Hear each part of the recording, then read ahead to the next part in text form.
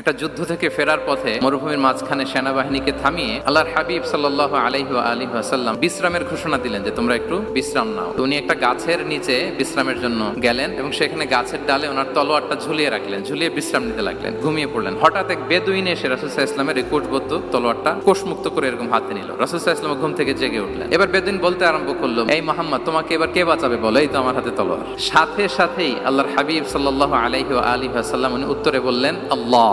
কোনো চিন্তা ভাবনা নাই যে ওরে আঘাত করা যায় কিনা পাল্টা, বা কোনোভাবে ওর কনফিডেন্স ডাউন করা যায় কিনা, কোনো দিকে না তাকিয়ে কি বললেন? আল্লাহ। সব সময় তিনি আল্লাহ কেন্দ্রিক ছিলেন। গায়ে সাউরে যখন আল্লাহ রাসূল সাল্লাল্লাহু আলাইহি ওয়াসাল্লাম এবং আবু বকর রাদিয়াল্লাহু তাআলা আনহু ওনারা আশ্রয় নিয়েছিলেন রাত্রিবেলায়, কুরাইশরা যখন খুঁজতেছিল, আবু বকর রাদিয়াল্লাহু তাআলা আনহু বলেন যে কুরাইশদের পা দেখা যাচ্ছে, ওরা যে হেঁটে যাচ্ছে, একটু উকি মারলে আমাদেরকে দেখা যায়। রাসূল সাল্লাল্লাহু আলাইহি ওয়াসাল্লাম আবু বকর রাদিয়াল্লাহু তাআলা আনহুকে বলেন যে আবু বকর, চিন্তা করো না, লা তাহসান ইন্নাল্লাহা মা'ানা। আবু বকর, চিন্তা করো না, আল্লাহ আমাদের সাথে আছেন। সুবহানাল্লাহ।